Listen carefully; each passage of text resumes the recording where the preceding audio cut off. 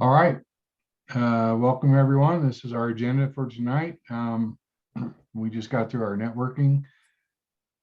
So to get started, I wanted to dedicate tonight's meeting to Gene Guarino. For those of you that knew Gene, he was the founder of the RAL National Association, the founder of the RAL Academy, and it was very instrumental in my life, getting me interested in this assisted living space. And unfortunately, we lost him this month. So tonight's meeting is dedicated to him.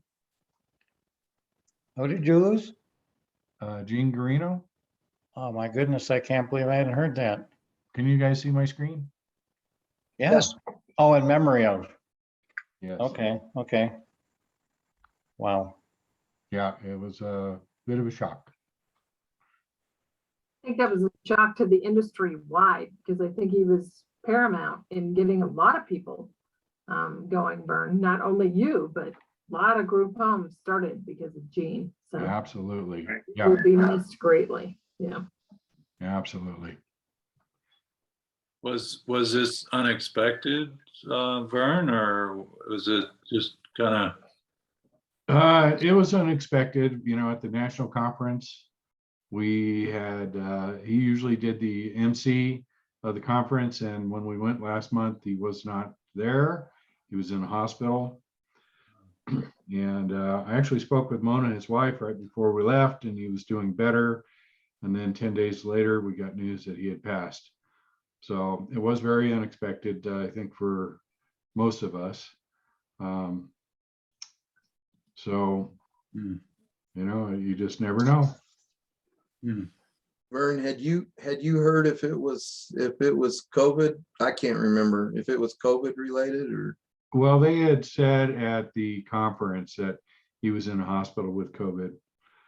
I have heard some rumors that he had some other issues going on before. So I just, I don't know. Yeah. But, Yeah, guys, unfortunately, it was COVID related, unfortunately. Thanks for that info, Chuck. Yeah, it's I think Chuck was probably closer to him than all of us, I would assume, because Chuck and Gene were pretty involved in the Majestic Assisted Living, which Chuck runs. So, and those of you that got to meet Chuck, he's got a great thing going there with his franchise. So hopefully he told you a little bit about that. And Chuck, feel free to throw that information into the chat screen there too. I'll do that when I'm not driving today. Oh, okay.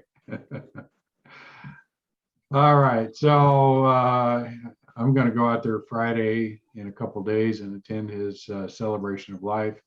If anybody is interested in going down to Phoenix on Facebook, they do have where that will be.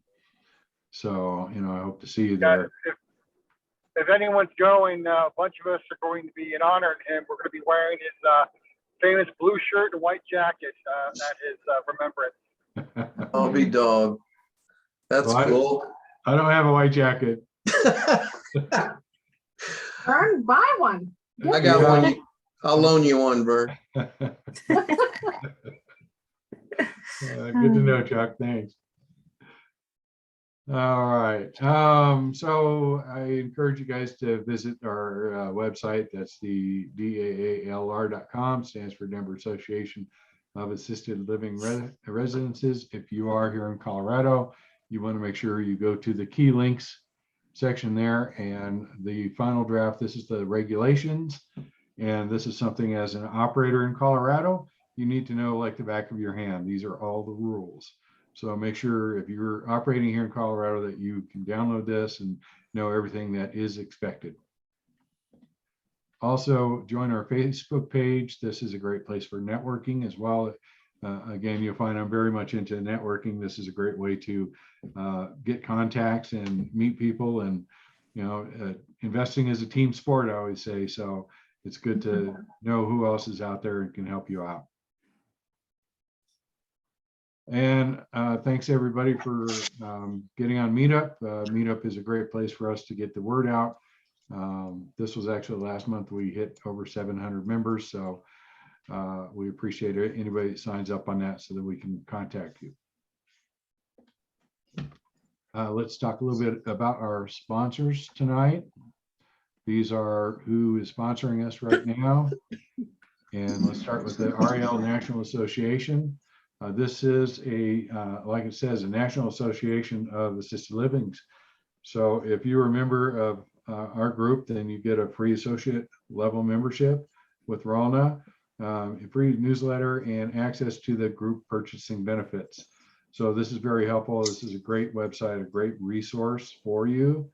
And you can just go to the ralna.com in order to sign up.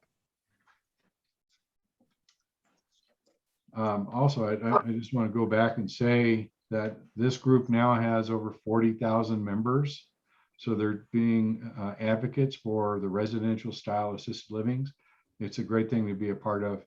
And it gives you a foothold and a voice when it comes to dealing with the municipalities. We also have the RAL Academy. If you're new to assisted living, this is a great place to go and learn about assisted living. They put on a very good program. They do mentoring, and it's just a great course. They've got just a basic 3-day course to get your feet wet. They've got a full-blown mentorship if you need, and really great product, great support out of that. I've seen a lot of really good things that have come from that group, so we highly recommend them. If you have an assisted living, you should have a website, and your website can be done by Peter Brissett with Assisted Living Marketing. He does a great job of helping you get that set up. I actually use Peter in 2 of my other businesses, not related to assisted living, and he's been probably the best web guy I've worked with in 20 years. Very, very responsive. If you go to his site, https://assistedlivingmarketing.com, and you can see what he can offer you.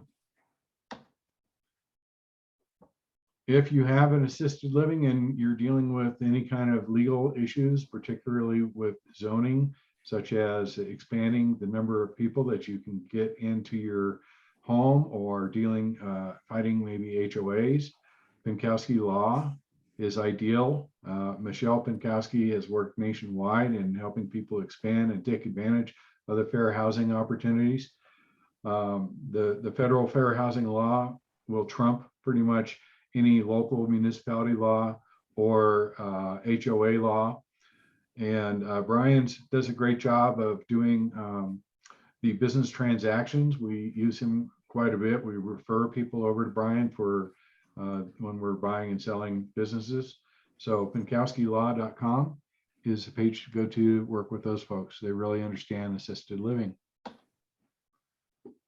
My group, Grand Avenue Business Brokers at A Better Way Realty, we help people buy and sell assisted livings. We also at A Better Way Funding do lease options for group homes, and we can help you get into one of these homes fairly easy compared to SBA or conventional banking. You can go to our ralleaseoptions.com page and see how that works out. It explains the whole program there. Just to show you some of the activity we've had recently, we have under contract 48 beds, another 8 beds out in Washington, 5 8-bed homes here in the Denver metro area. We do have a listing available, 43 beds in Grand Junction. We've got 12 beds in north of Denver under contract, another 9-bed house under contract in Centennial, and we have an 8-bed house available. We're looking for an operator on that one. It is 8 bedrooms and 8 beds in Centennial in a very nice area. So if you need any help, then give me a call. My contact information is in the chat, and there's my phone number. Next, we like to work with Colorado Assisted Living Association and help promote them. If you do have an assisted living, they've been great about advocating for the homes, and we have a couple of representatives here. So who would like to give us some news from CALA? You know what? I'll do that. Jeff, are you okay with that? All right. Well, Cal has been working hard for our homes. It's been pretty challenging on a number of, issues with the state health department. There's 3 of us that worked on a team to come up with a template for the COVID waiver.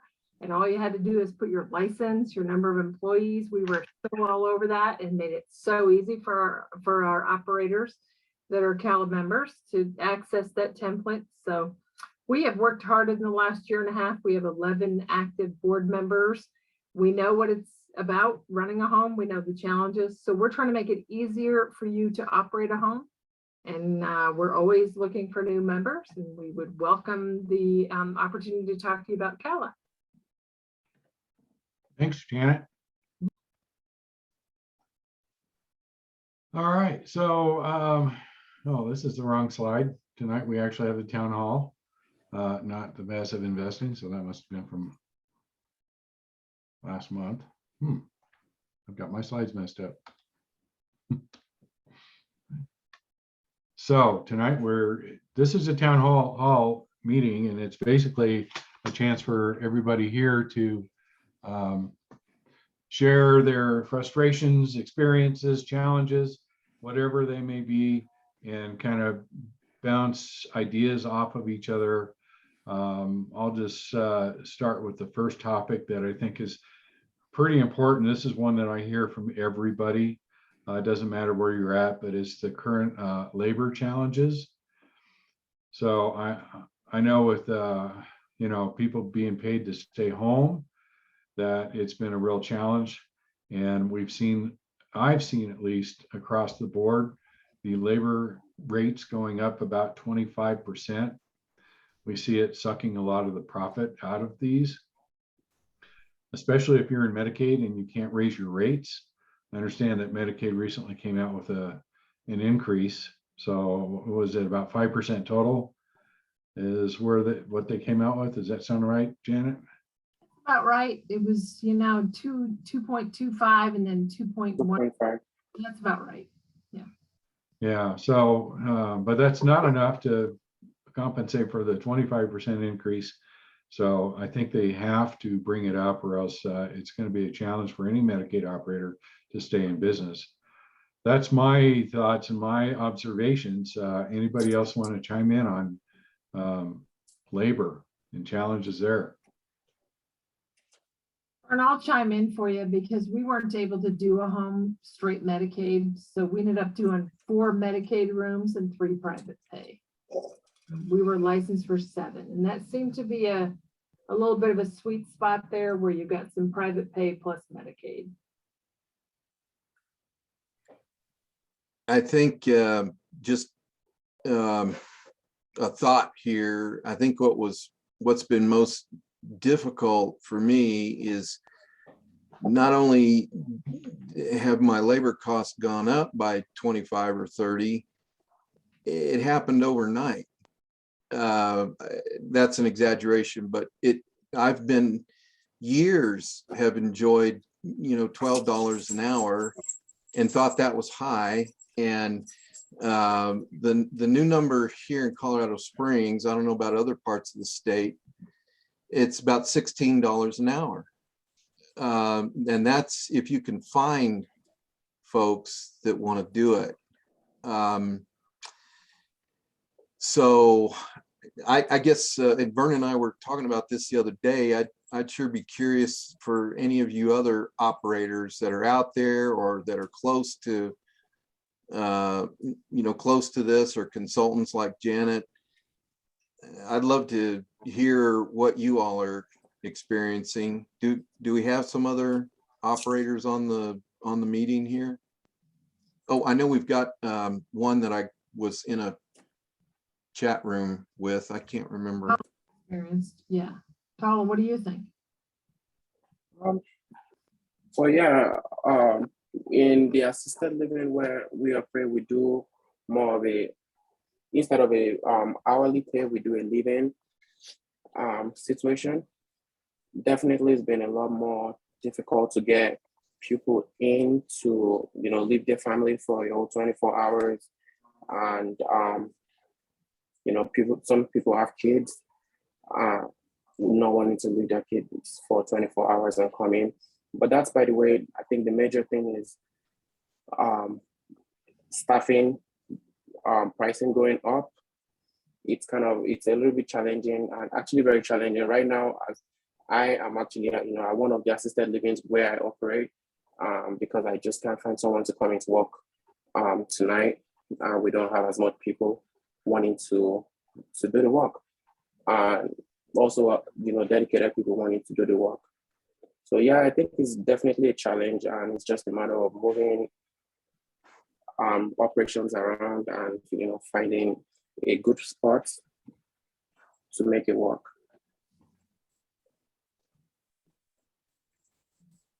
I could share something indirectly. I still maintain a lot of contact with a lot of the VPs in the big communities, and they're doing a very interesting pivot right now because of all of this. What they're doing is that they're trying to use less caregivers, and the way to do that for them is to really go out there and capture the younger senior. So they've all pivoted to the 70, 75-year-old folks, hoping that they get them early, they can stay for 10, 15 years, before they pass on. And what I see the opportunity for all of us is, as they continue with that pivot, they're not going to want the older seniors in their communities.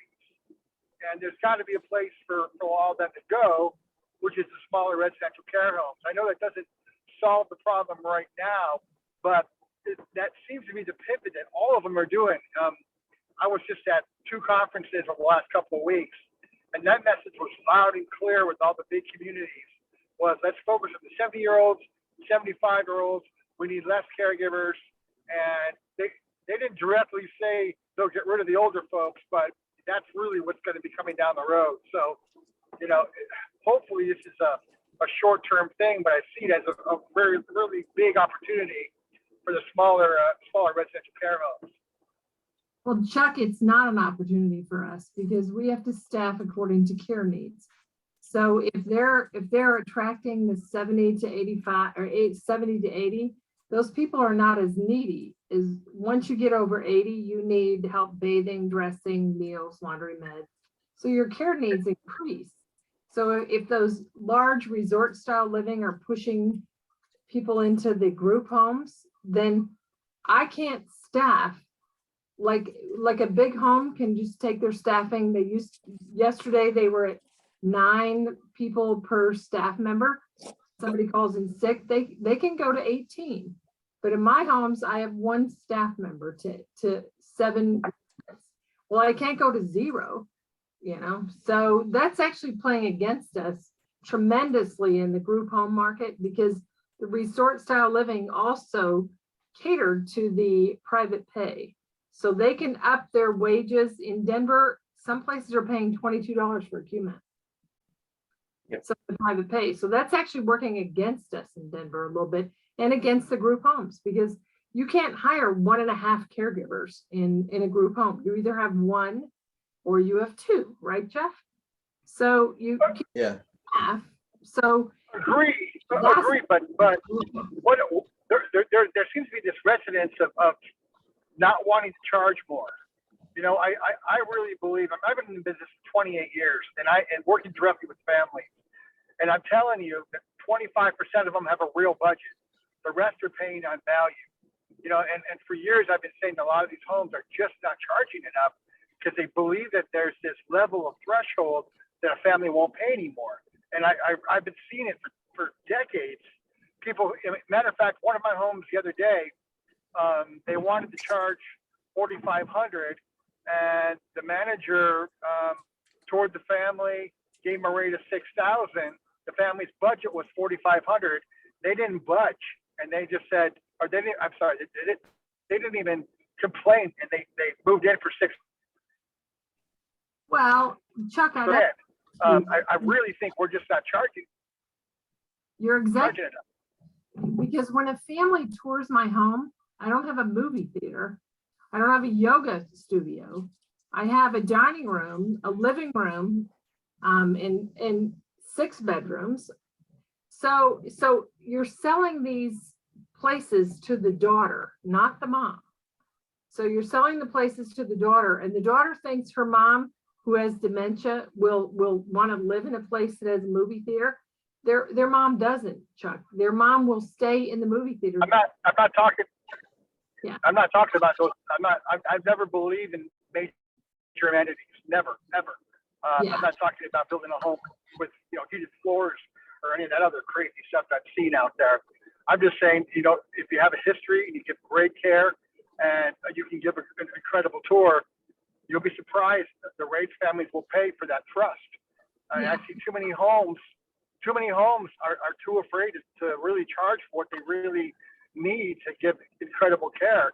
And I'm telling you, families are looking for that, that's all I'm saying.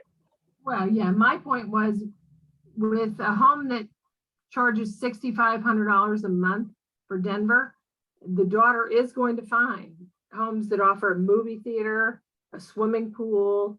So I could tell you, we were really stretched to go above 5,000 because we didn't have the movie theater and the swimming pool. And some of the private pay places did have that. So we were afraid. We were afraid, Chuck. So how do you get over the fear? Because it's hard to sell. The daughter who's shopping for care does not buy that my caregivers are just awesome. So I put it up to you, Chuck. How do we sell a home on awesome care? Well, as I always say, stop selling care.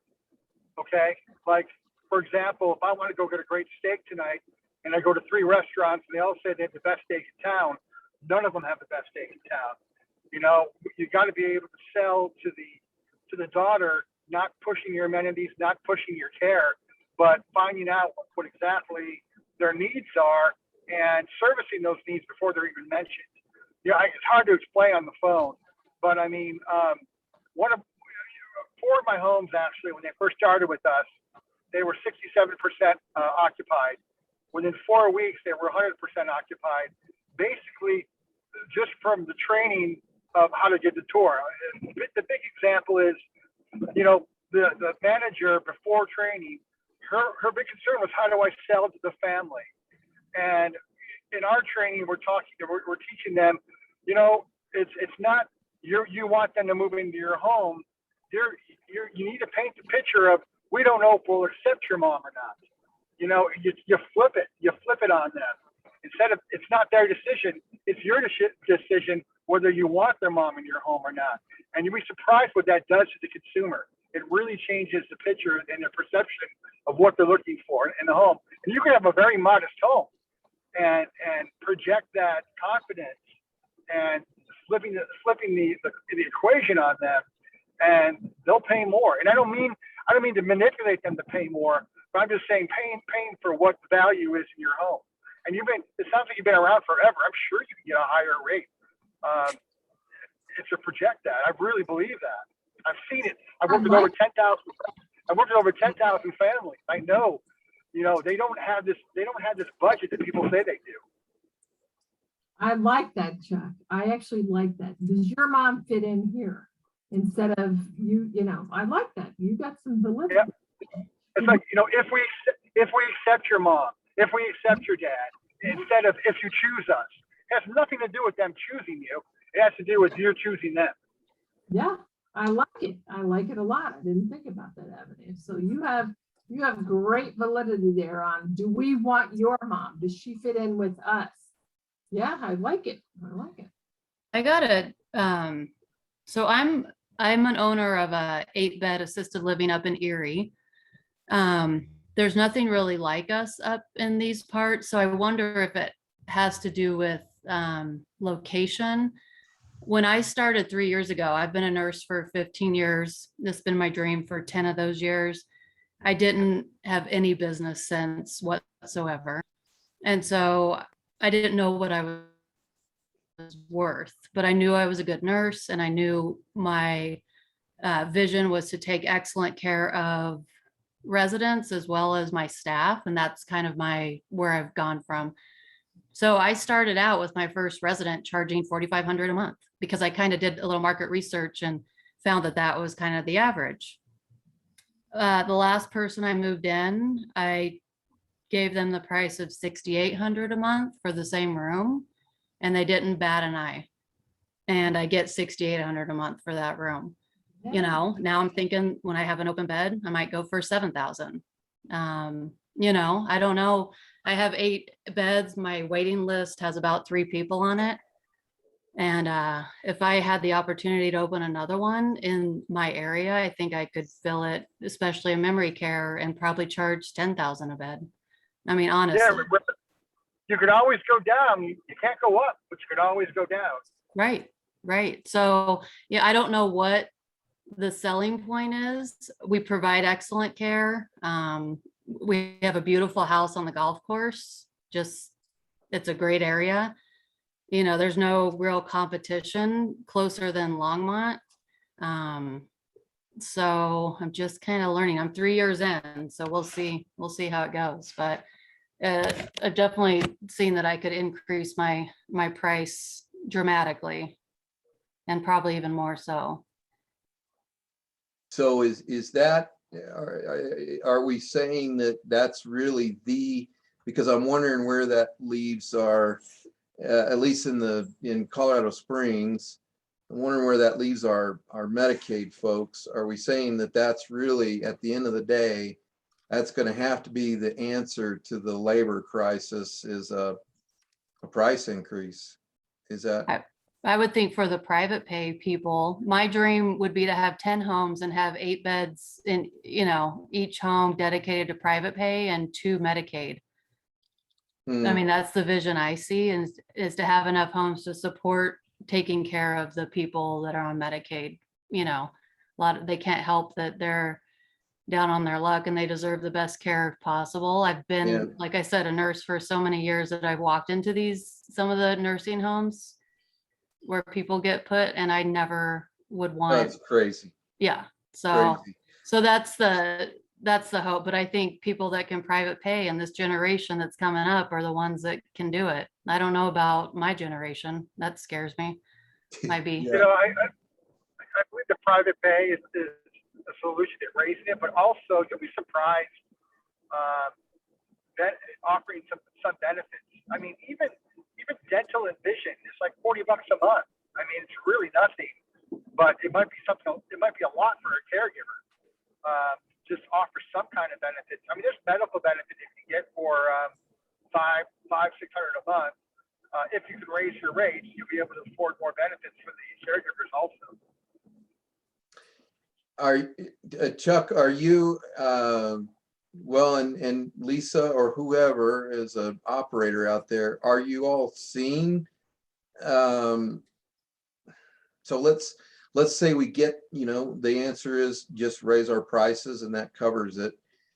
Are y'all seeing that there's a plentiful pool of staff out there, or are you seeing what I'm seeing, which is they've all kind of disappeared. They've dried up. Where, I don't know where they've gone, but there's just the caregiver pool seems smaller down here. What are you all seeing on that side of it? I think it has a lot to do with where you're looking. I mean, if you're putting ads in various websites or whatever, you've got to be able to put an ad out there that will stand out. I mean, gone are the days where I'm looking for a good caregiver for my home. I mean, you've got to come up with something that gets their attention, you know, grabs it quickly, you know, and gets them to come fill out an application. We just opened up a home in Dallas, and my owner, you know, she showed me her job description. I mean, her job advertisement. She got maybe 10 the first week, and then the second week we tweaked it, and we put in there things like, I know you're bored at your current care home and you're looking for advancement. I mean, you put things in there, and she got over like 55 applicants that week. Just got to be different. I mean, the days of doing things the same way is over. I gotta say, anytime I've ever put an ad out on a place like Indeed or even Facebook or any of the other places, I'll get 20 applicants and I'll set 10 interviews and 0 will show up. Right here, Same. right? Right. Yeah. Mhm. So my best resource is word of mouth and finding people who refer people. And, you know, I have people calling me saying, if you pay me $20 an hour, I'll come interview for you. I don't care if you're the God's gift to caregiving and you're the best thing I've ever seen. If you approach me like that, I don't want you in my house.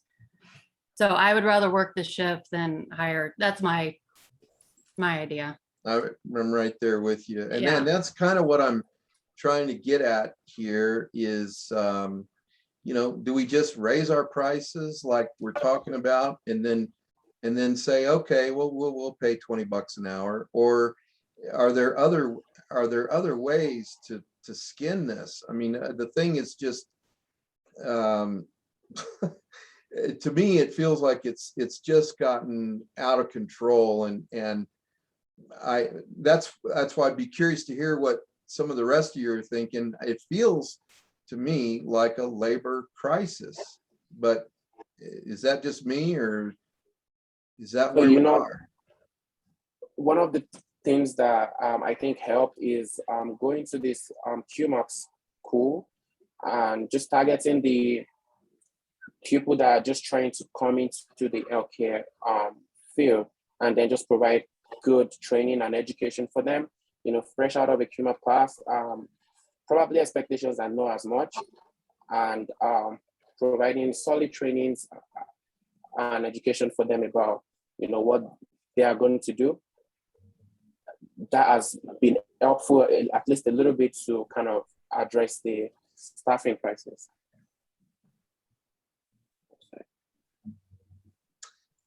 Have any of you done, I'm just curious, done or considered the possibility of bringing in non-Americans, immigrants, or heard of others that have done that? I'm actually looking into that. We're opening some homes in the Dominican Republic. So I'm going out there next week, and that's one of the things I'm going to be looking for to the government, how to do that actually, how to do it legally. I'll share with you all that I've not, for what this is worth, I've not actually gone through the process. I've started it, but I'm just scratching the surface. Just personally, the direction I'm going is to try anyways, and it's not cheap to get it done, but to try to begin to gather some folks from other countries. I've had folks from the Philippines. Right now, I've got a few folks from Indonesia that work for me, and I'll just share with you all that there is the language issue there. Their English is not spectacular, but what I've experienced is they come from a culture that does not put, I'm not saying this is bad, but does not put mom or dad into assisted living. They take care of their parents to the end. And they also come from a culture where there's just a little bit less, how do I say this without stepping on toes, but there's just a little bit less Americanized greed. There's a little more appreciation for what the elderly are going through, and for an opportunity to live here in the US. So I have no pretty little bow to wrap around all that, but as I was talking with Vern and I'm sorry, Vern, I can't remember the gentleman's name that we. Hi, Vern. Hi, Jeff. It's Paul. Paul. Yes. We didn't come to any great conclusions, but we just began to wonder what could that look like if we could create some kind of, I don't know what you call it, a co-op or some kind of community where we work together. We come together as small facility owners and help to put together some kind of an immigration process. I don't know, what do some of the rest of you think about that, including Paul? Well, I can tell you, and I told some of the people in our network, and my wife's been an international nurse recruiter here in the US for 25 years. And we have got some fabulous contacts in the Philippines and around places like Indonesia and Saudi, Dubai, etc. You've got a culture of people that are born to be caregivers, which is very, very good. Mm. What we had talked about, Lisa and I had talked about, and I know we have we're going to try and schedule a call next week, but a lot of the nurses that we bring over from the Philippines come with their spouses. And their spouses come here without the ability to go work in, the licensing to go work in a high-end medical facility like a hospital. However, they are born into this culture. They are raised in this culture of helping and caring.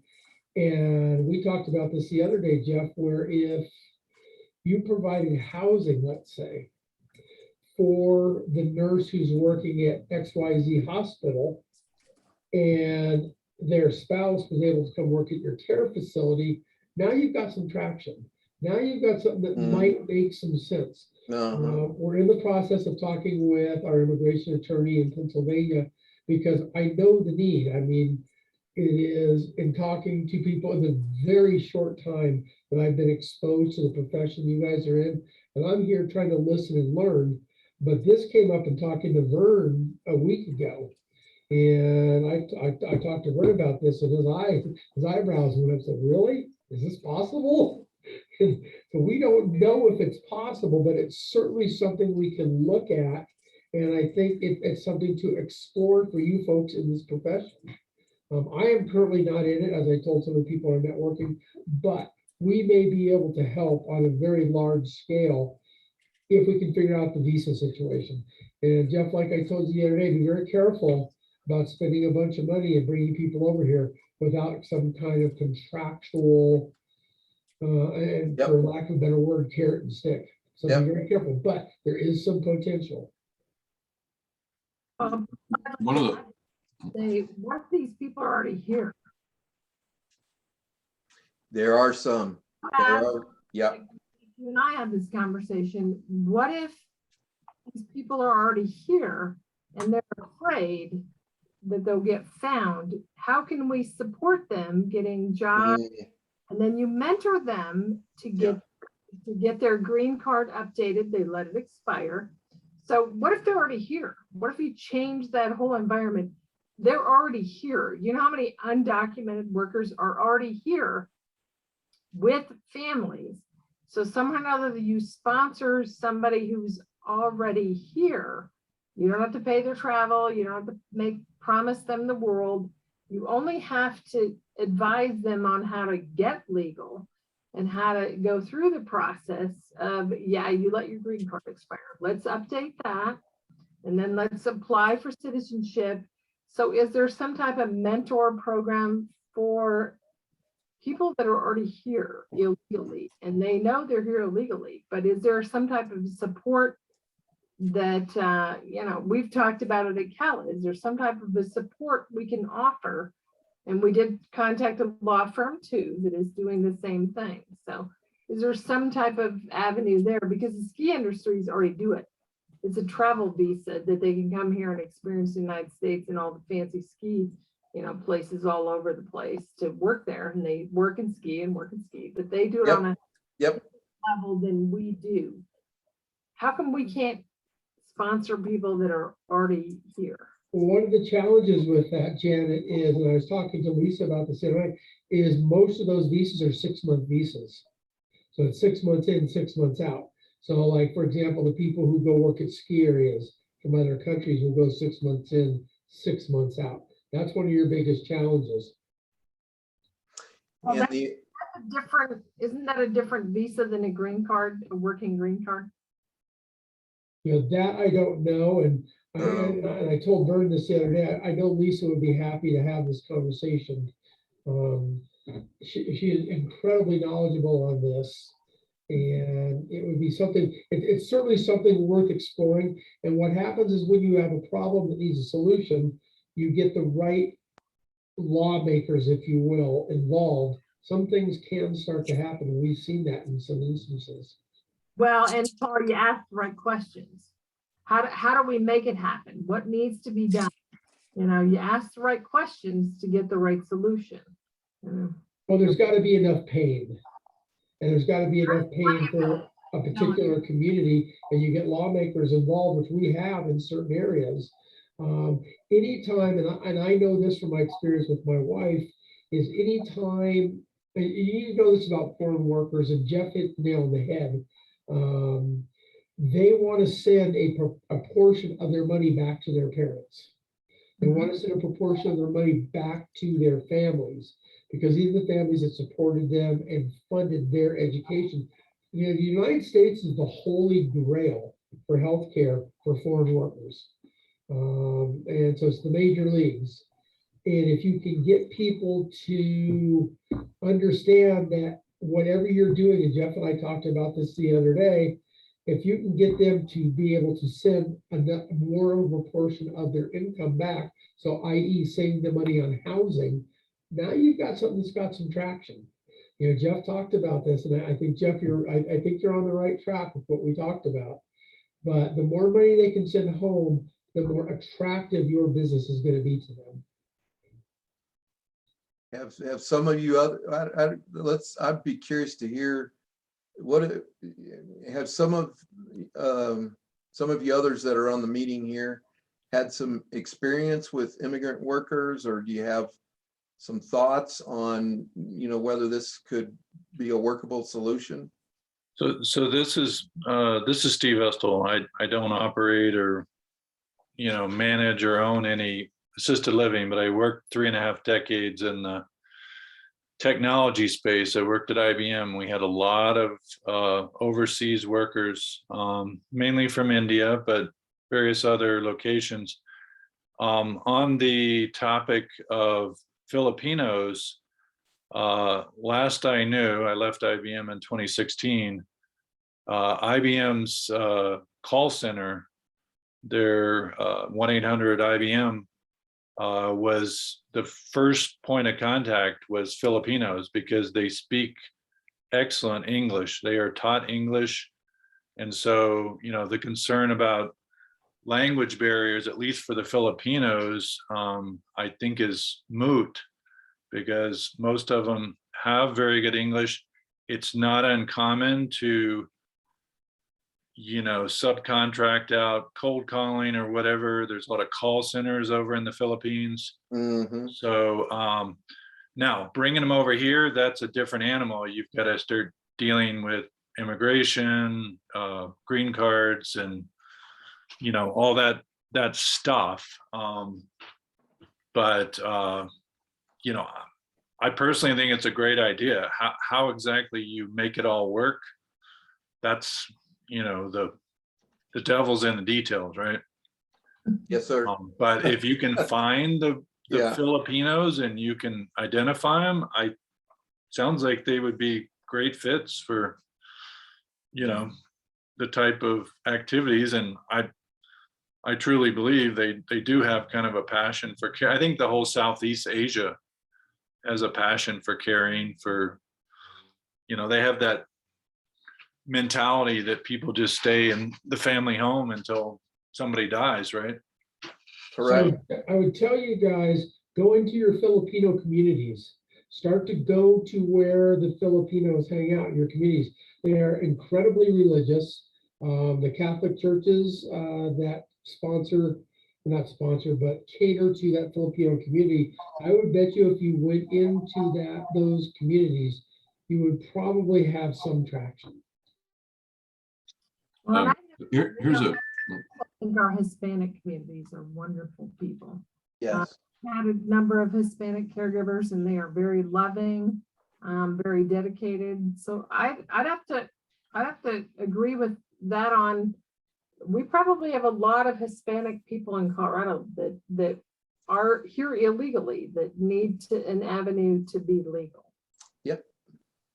I like that idea, Janet. Somebody was gonna. Yeah, this is Steve Clark. One of the things, I have a construction company where we have inspectors nationwide. One of the things we were going to do years ago was we were going to go in and create, essentially, we were going to create a 501c3, create a training center where we would bring the inspectors in, train them in different portions of inspection, you know, be it railroad, be it smart trains, be it public works, be it highway, be it bridge construction, whatever it might be. We'd have stations inside of the facility, the warehouse, the training academy, to teach them various things. Once they go through that program, they get certified, and then we release them, and we've created our own database, and then they go back to their communities or wherever it is that they're from.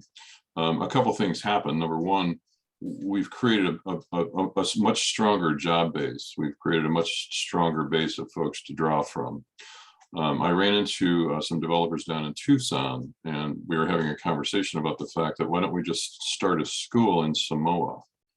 Is it possible for us to create a facility in Samoa where they're the same concept, the training facility, whereby we're training them in 4 or 5 or 6 or 7 different aspects of the process, of the caregiving process?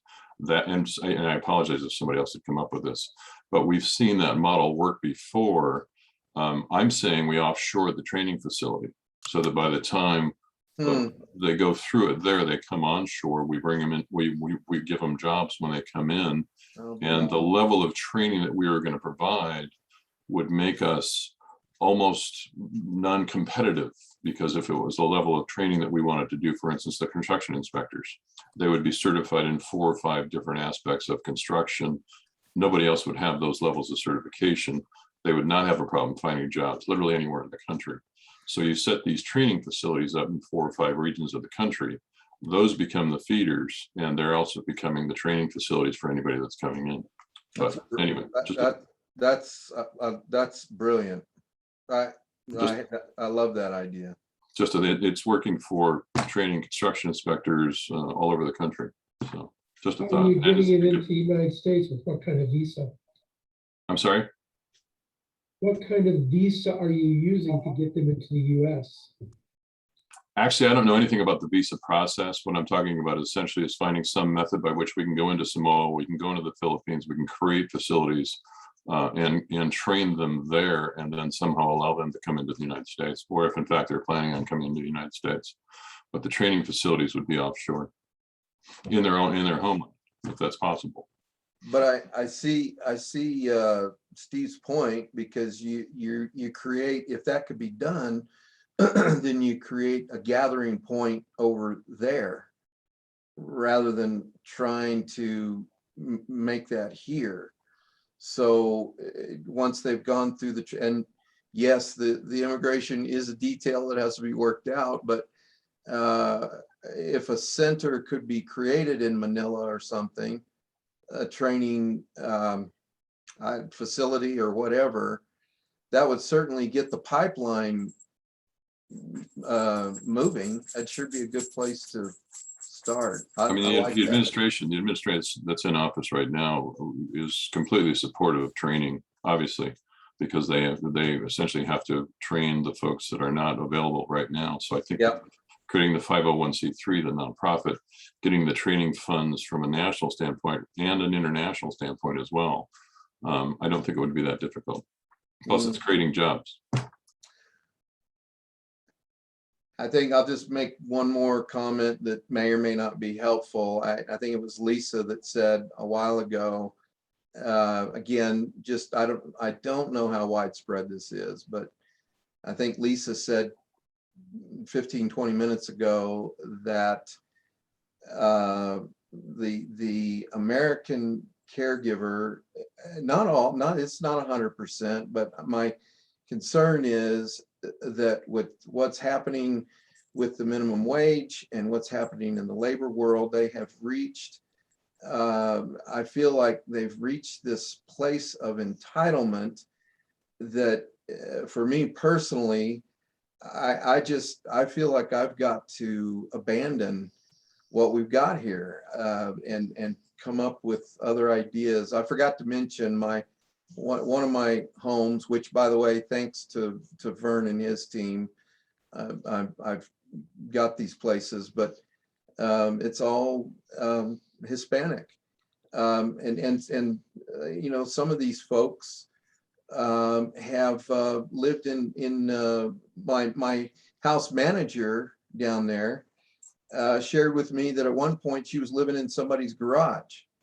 And I share this not to say, oh, these are you know, indigent people, and so let's take advantage. May it never be. We want to reward them and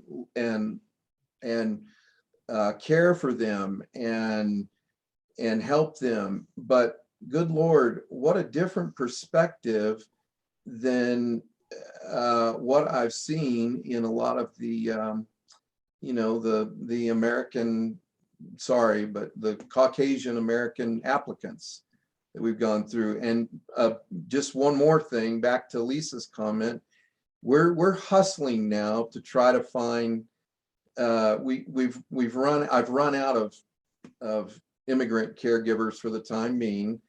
So we're hustling to hire American caregivers, and we're about 3 for 10. Maybe 3 will show up, and boy, you better make a great impression on them, or they're just not interested. And I don't know what it is. I don't know if it's welfare, or if it's just, I'm not sure, you guys. I'm not sure what's driving all this, but I feel like, yeah, go ahead, Janet. Jeff, we pretty much put our caregivers to the test last year, March 13th, 2020. And guess what? You have COVID, you're not trained, you are wearing a mask, you're going to figure out how to glove up and gown up. Yep. To be a CNA, you're it. So on the defense of a lot of the caregivers out there, I think we were demanding more of them. Yeah. Than we ever did. And they're unsure of where it's going now. So I think that's some reluctance of the average, you know, American Caucasian worker to say, do I want that? Or is it easier for me to go to Wendy's and make $15 an hour? You know, and I know what's expected of me there, because I leaned on caregivers like you can't believe, just in case we had a COVID house, would you work it? You know, so I'm going to say the last 18 months probably have put a fear factor in a lot of American workers. Yep. We are a place where the government mandated you will do this, you know, and I think we put the fear of everything in some of that staff that said, okay, I'm working at home and then I live with my mother and I'm going to be expected to work in a home and then go home and take care of my mother who's 75. So I think that had to play. Yep. That perhaps some of our immigrant workers didn't see, because they don't understand the United States government either. You know, they don't watch all the craziness that happened. You know? That's a great point. You're absolutely right. And if I could make a couple of comments, you guys are certainly all focused on the assisted living space, but to Janet's point, I mean, you're competing with McDonald's in Boulder that starts entry workers at $18 an hour, right? And you know, we are dealing with inflation, wage inflation, and ridiculous. You know, I have some restaurant clients, and you know, it's rough in the restaurant business. They can't find the people, you know, and you talk about high turnover, whether it's wait staff and, you know, cooks, etc. I mean, so you got to look at the macro side. You're competing not just against the healthcare industry or the assisted living industry, you're competing with other industries. Yep. I also volunteer I'm on the advisory board for the Colorado Staffing Association, and I go to their meetings, and the staffing industry is it's a rough business right now. I mean, it's dog eat dog out there. I was on a national conference the other day. What happened to the workers? What happened to them all? They evaporated? You know, well, here's what happened to them. Everybody that's an older worker that was 65 plus said the world's too crazy. I'm getting out. I'm not subjecting myself to this crazy. And I was working to have some extra spending money. And then some young families said, okay, my family was a lot less crazy during COVID because my wife stayed home and made dinner. And we weren't getting takeout and we weren't running crazy. So you lost a whole bunch of young mothers that used to be part of the workforce and they jumped out. We're now with one income. So that's what happened to the labor force. The older workers jumped out and the young mom said, I'm done. I'm going to stay home. My gosh, Janet, where was that? What was that conference? It was on that state of reform. I'll be dog. Gave me the link for the other day. They did some surveys. What happened to the workers? Yeah. Two things, young moms and older workers. Yeah. That's something. So we shrank our workforce. Exactly like in World War II, when all the moms went back to work, we expanded our workforce. We shrunk our workforce because of COVID. Huh. Well, you also have everybody wanting to work virtually now, you know, and obviously in assisted living caring, that's not possible.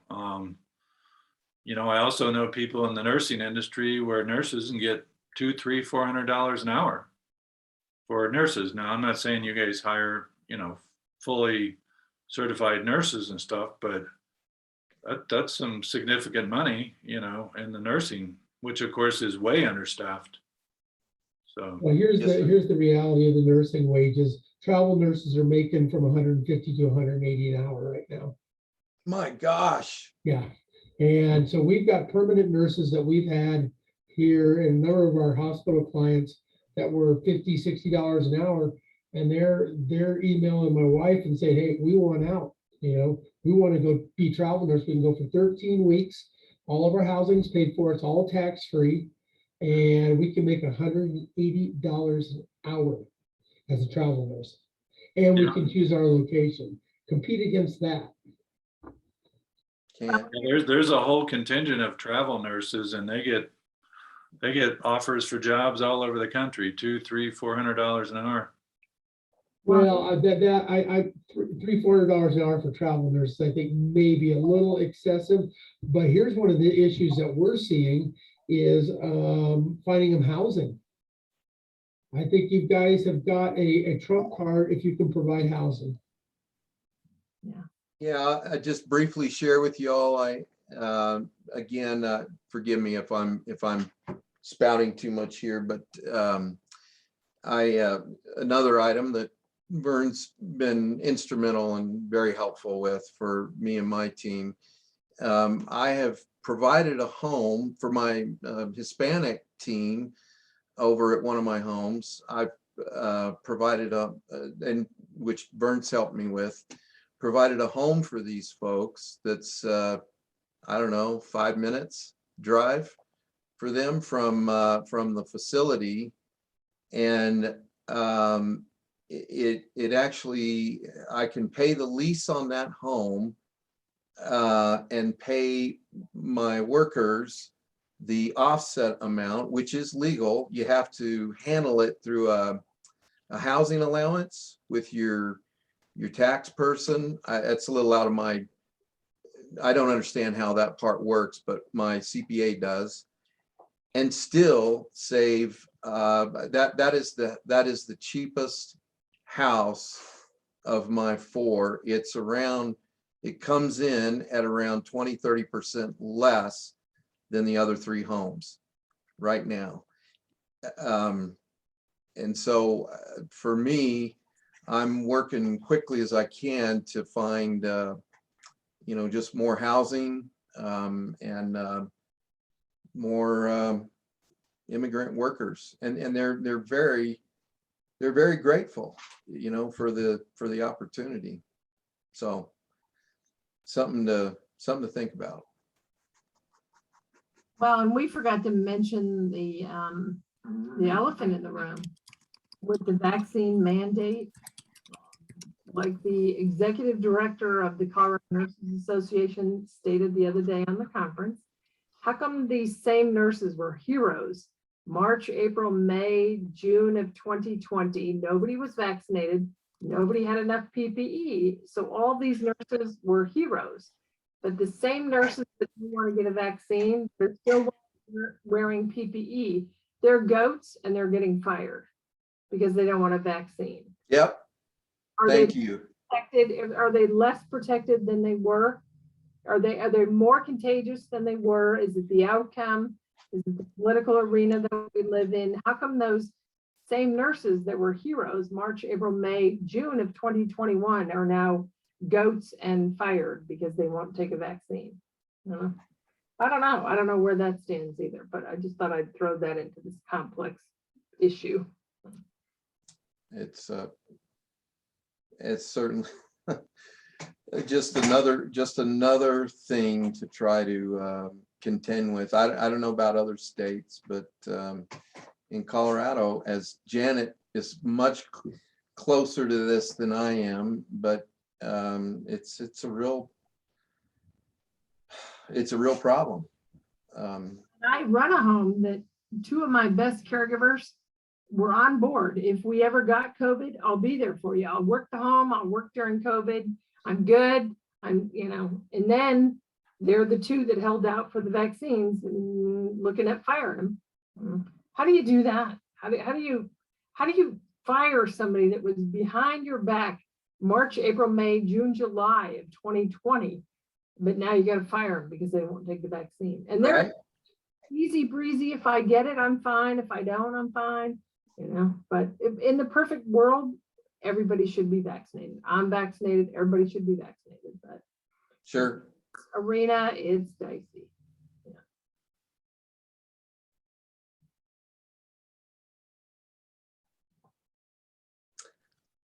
Curious to hear other thoughts on the labor. Are there other? This is Vern's meaning. It's not mine, but are there others owners out there that are running into some of this labor stuff?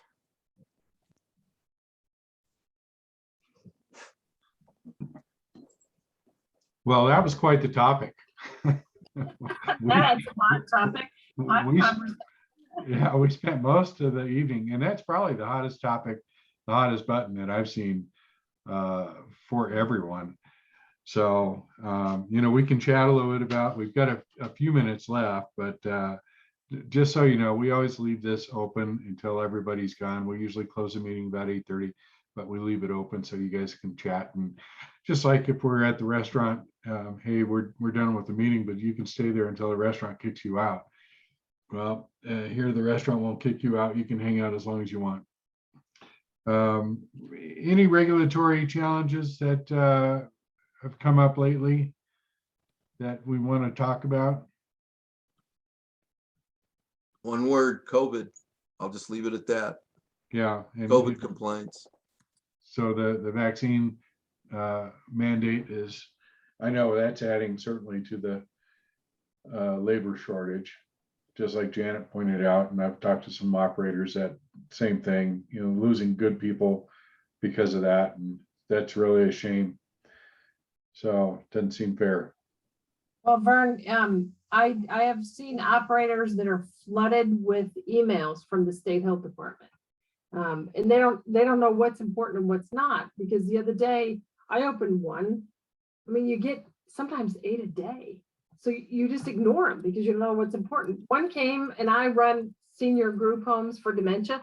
I got some change in status for mental health homes, So that seems to be the issue, is you don't know how to weed through the important emails, and you get intimidated, so you don't answer any of them. And then pretty soon you got 40 of them. You don't even know where to start.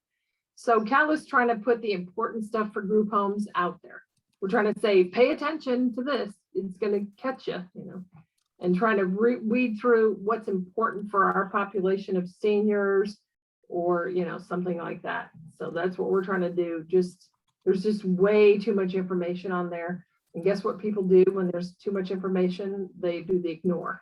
I'm going to ignore her because I don't know what to do with it all. For those of you that are operators out there, boy, I don't know if this is appropriate or helpful or not. Personally, I've just given up trying to follow all the state COVID regs. So when my team, if they have a question, what I'll say is call Janet. Because it'll take me a day and a half to pour through all of the COVID regs that are out there, and I just can't do it. There's too much other daily things that I have to, try to stay on top of. And of course I want my residents to be safe, but anyhow, for those of you that if you run into something operationally from a compliance standpoint, Janet's she's a good resource for that. And if more than one home, you got to figure it out. Because I had at one time 8, and if you have 8 different licenses, you get 8 emails on the same subject. So Lisa, you only run home now, but if you improve 10, I can't imagine. figure out how to make. I think the COVID regulations are up to 64 pages, and our regular regulations that have been in place for decades are probably just as many. It's amazing. Regular regulations are 68. Okay, 68. Yeah. So, Who even looks at those anymore? No, how's it even possible? So Janet, make sure you get your phone number in there. I see you put your website. I didn't. Okay, I didn't put my phone number. Yeah, I'll be happy to do that. And we got a quick question to everyone from Joe. What are the current wages that you're paying? Does anybody want to volunteer that? 16 for American workers, 16. I would say on average 16. I just hired someone for $14.50 an hour.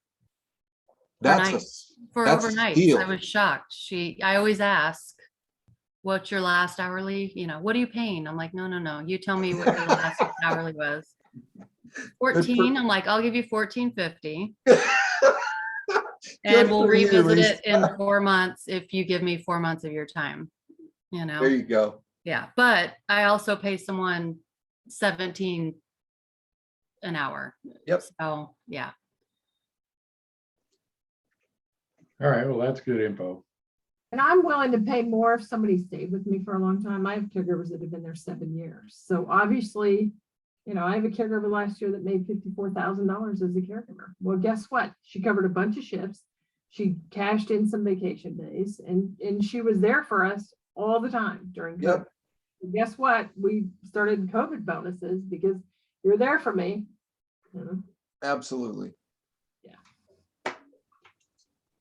And Joe, your max bed count for licensed beds in Colorado, if you're talking about small assisted livings, I think if you get over 19, then they look at you as a large. So to be considered a small, I believe it's 19. And usually we see it go up to 16 as the typical biggest one, because if you start going over 16, now you have to have commercial kitchens in place and a few more things that you have to deal with as far as your facility. So, and I think 16 is a nice sweet spot. It numbers work really well with 16, especially in private pay.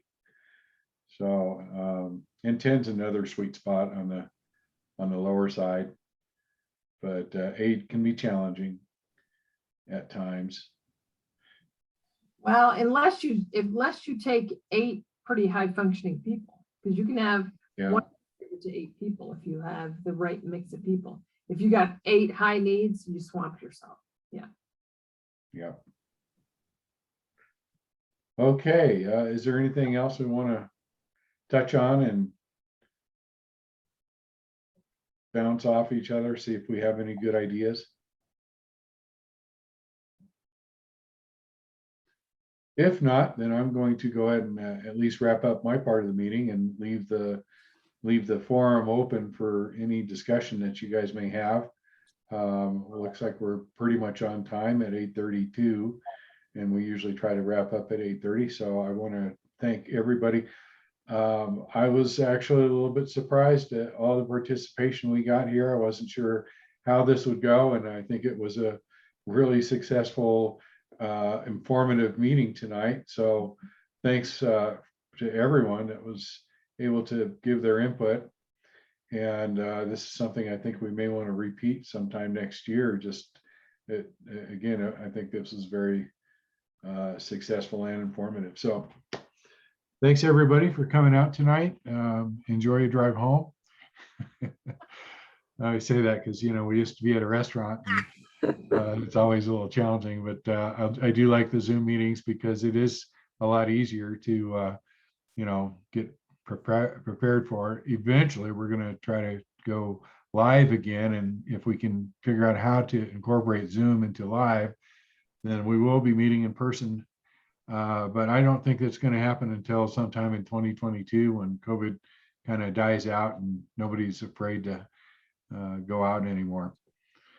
So that said, I want to thank everybody for attending, and I'm just going to sign off here, but I will leave it open until the last person is gone, and we will end the recording at this point. Be sure to click on the chat button at the bottom so that you can get everybody's contact information that you met tonight. So thanks everybody. We'll see you next month. Oh, by the way, next month we'll probably do it a week early because it would be the day before Thanksgiving. So we'll probably be at the third week of the month next month so that we can all enjoy Thanksgiving without having to worry about attending a meeting. So, All right. Vern, Vern, thank you for putting this on. I feel this was very helpful for me. you're welcome. Thanks for all your participation, Jeff and Janet. The invite, Vern, I appreciate it. Thanks, everyone. Bye.